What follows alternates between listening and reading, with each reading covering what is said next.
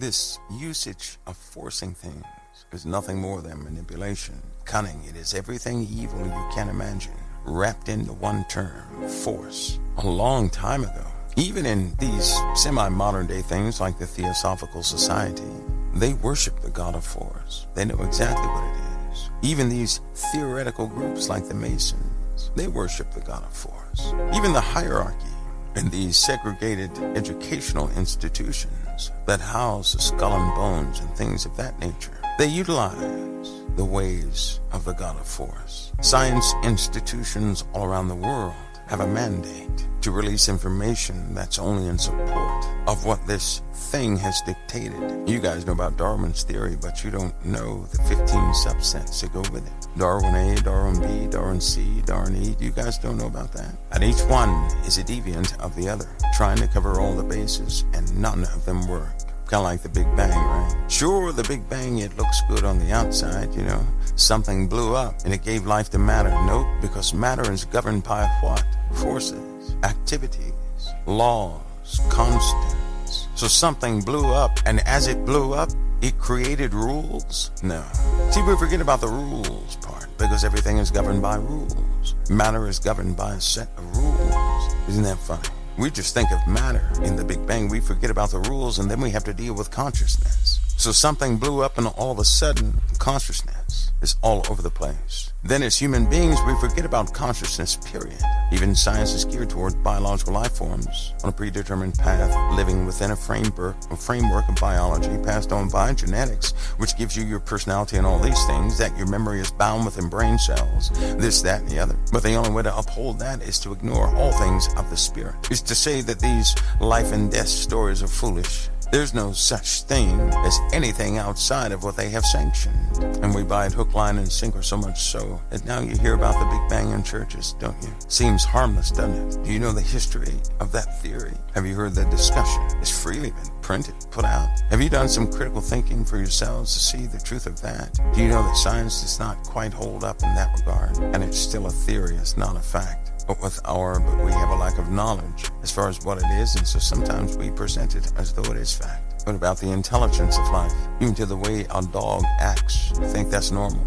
And if a person is absent the body to be present with the Lord, but that person maintains their identity, and they know of all things and no lies in them at that point, how can that happen without brain cells? But aren't we trapped in it? Because who gave you the Gregorian calendar? Who gave you the theory of time itself? Man did, not the Father. So what we do, even in time itself, we take what's in the Bible, we read about it, but then we apply what mankind has devised, trying to extract the truth from one part lie, one part truth. So we tend to force things upon others to ensure that they operate the same way we did, so that this perpetuated, or these sets of perpetuated things go forward as a control mechanism for society. Something society cannot see. You're being fully controlled right now, and you don't even know it. You're being forced to live like you live, and you don't even know it. Most people do not know it. It's like somebody had a chess game. They didn't speak a word. You saw that chess game, and you assumed, because if you saw other people on that chessboard, you said, well, I've got to get on this side or that side. Like being a Democrat or a Republican. How many of you freely opted to be a Democrat or a Republican? By yourself, you freely did it. Because if you say, nope, I freely became a Democrat or a Republican, I'll say, no, you didn't. You copied what somebody else did before you. Somebody set that up, and you copied what somebody else did before you because you think that's what you should do. But what you're doing within the framework of what's built by mankind. Who can escape that? Have you ever been around election day when people say, you have to vote, right? Because if you don't vote, it feels like there's some sort of a weird consequence that's going to be upon your head, like you're not patriotic or something else. What are these mechanisms called? Force. That's how things are done by force. Another form of manipulation to set up a society that rejects those who do not do the same things that society does, essentially is to be forced to do it. You think you're choosing, but if I presented to you a green circle and a red circle, and I said pick between the two, and I give you no other option, I am forcing you to pick between two things I just offered you. Now, when you pick them, you will not notice that you're being forced, because to you it looks like a choice. Looks like you're operating in freedom. What you don't realize is that because I'm presenting them to you, because I'm the creator of them both. You are now forced to choose.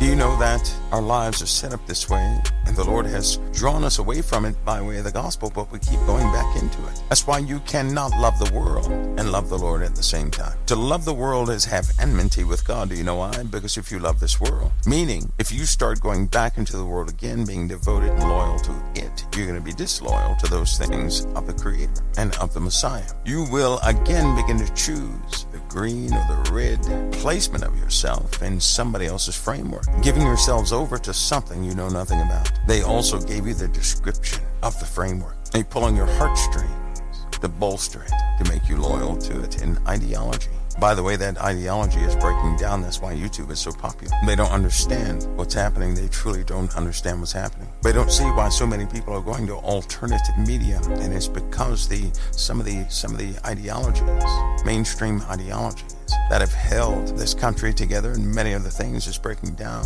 This paradigm they have presented to everybody is not working anymore, so it's in a state of flux or a state of chaos. And people are turning to alternative media, not because they're trying to escape what they're being offered, but they want offered something else. They need to be a part of something. Do you know that's a basic human need? You need to be a part of something. So then alternative media is providing you something to be a part of. Anyway, it's very difficult to escape these things unless you've seen the framework yourself. And this thing that'll be worshipped by most that the Antichrist is worshiping, of course he's causing other people to serve it without them knowing it. In Revelation it says that the people of the world worship the dragon that gave power unto the beast, and they worship the beast. And then they bragged on the beast. That's, you could see that as bragging. Who is like unto the beast? Who is able to make war with him? That means nobody can defeat our beast. They worship the beast, and then they bragged on him because they were truly one with it, with its ideologies. Let me ask you something. Who's going to be patriotic to the beast? How many would be patriotic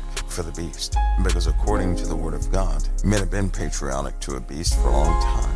That's a scary thought, isn't it? But all of it is set up by design because of society. See, you're in a society that really forces you to choose between what they present to you. And like good little boys and girls, we choose it, not knowing what we're choosing.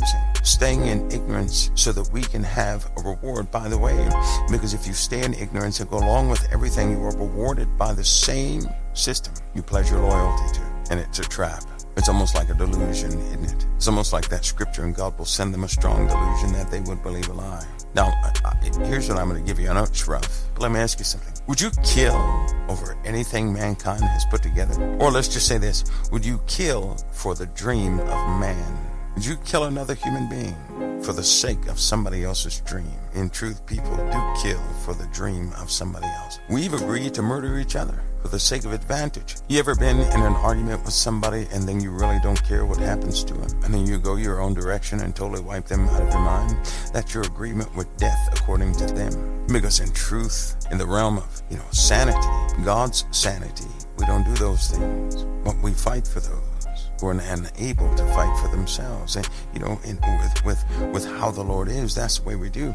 We don't leave someone to the wolves, nor do we agree for that person to be left to the elements. We don't do that. Because our Father's mercy, we are full of mercy. Because He is full of grace, we too are full of grace. And we extend that if we're truly His children. The problem is, we have been working by that power in this earth. Isn't it time we wake up from that? You wonder why you can't walk fully in the Lord without giving in every so often, because of these things in the earth and that strong desire, that strong pull. Why you can't get away from this or that? You've got to open your eyes to it. They have taught each and every human being to see society by way of a dream, not to see what society is. I have to fight myself, because in our flesh is a desire to do everything crooked and corrupt. We don't do it because of consequence and embarrassment, other things. But if nobody catches us, well, then that's the reason we do certain things we do. Because nobody's ever going to find out. As soon as we have to face consequence that makes us look like mud ducks, all of a sudden we don't want to do it. The Lord has put us in positions to say, okay, you want to keep doing it your way. I'm going to have your life break down in view of everybody. And then we plead to Him, no, don't do that. I'll change. Anything but that. Anything but for everybody to see me in this miserable, broken, embarrassing state. But what is that? That's a form of manipulation that we have adopted from this world, because the world does everything by force, because they manipulate everybody into doing it. They present a chessboard and they say, which side do you want to be? Never once do they ask you, do you want to play the game? They say, which side do you want to be? You've got to be one side or you've got to be the other. And that view is supported by all those people in the world. You're being forced to take a role in society you did not choose. You're being presented something, and you're going to take whatever they offer you. I hear children say, I can grow up and be anything I want to be. No, you can't, because you're saying that with what man has offered you in mind. They created the jobs. Jobs are not supernatural. Men create these jobs, and people get jobs, and they cause men to aspire to get the highest paying job among those that men have presented them. That's the way it works. But it all sounds so weird, doesn't it? Sounds strange.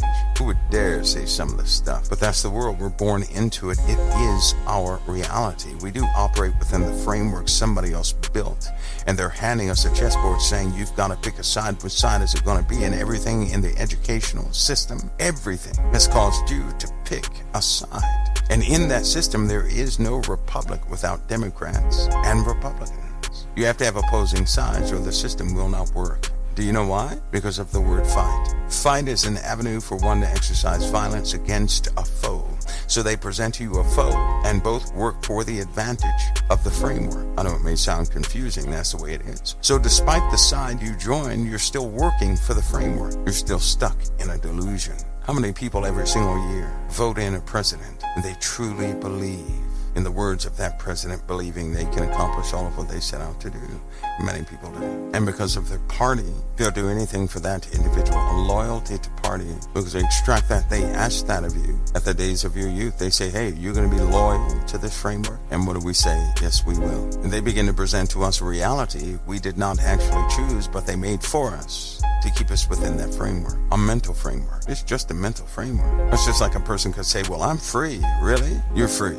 Oh, yes. I can go anywhere I want to go, do anything I want to do. No, you cannot. You can only do those things that are found within the framework. You can't travel to every country you want to travel to. You cannot stay in the world anywhere you want to stay. You're locked into a country. You're stuck there. You can't go anywhere else unless you cooperate with the framers. Now, when it comes to Christianity, when it comes to our faith, we're going to operate within this framework until the Lord comes. But we don't have to love that framework. We are to see it for what it is, but work on behalf of the kingdom of God, not bolster the kingdoms of men. Because if you may not have noticed this, so I'm going to give it to you simply.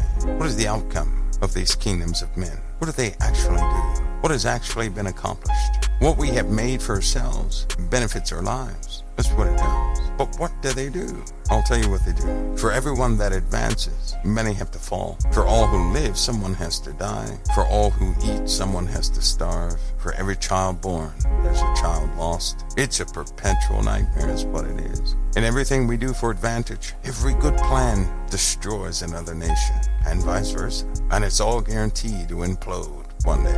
I believe that shift is happening right now before your eyes, and people are being forced to do it, and in turn they force others to agree with them. It's a strange system indeed. It's Rome again. It's Greece philosophy again.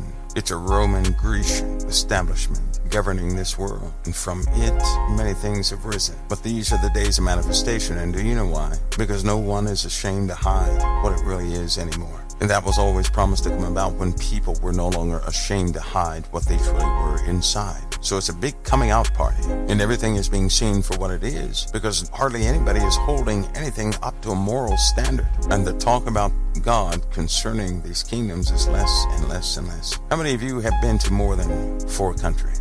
You saw it for yourself, and you were confused when you saw it. I was confused. I said, wait a minute. All my life I've read this and I've read that, and this is how it is. And then you go to another province inside that country and you say, wait a minute. They didn't say anything about this. Then you meet people, you talk to people, and you find out the people that you meet are just like you are. They have the same problems you have. They have the same idea about government, largely, that you have. And then you begin to realize that what they're throwing out on the news is propaganda. No wonder they get so much money, because it's nothing like what they convey. And the people are nothing like what you think, because you formed an opinion for every single nation based upon propaganda. And it just keeps going on and on and on. But there again, this entity that occupies this time that men have given life to. Men do that voluntary observance to a way of life that's deeply embedded in everything that we do, and it's growing by leaps and bounds every single day. It's almost like a vacuum sucking up the world. But we have some consolation, because it will not alter those who are written in the book of life. Do you know why? Because those truly written in the book of life do not love the world. They love the Lord. The Lord is their world, so they don't love the world. They can see the world for what it is. They can see it not working. They will help in the world. They may have positions in the world, but they do not love the world.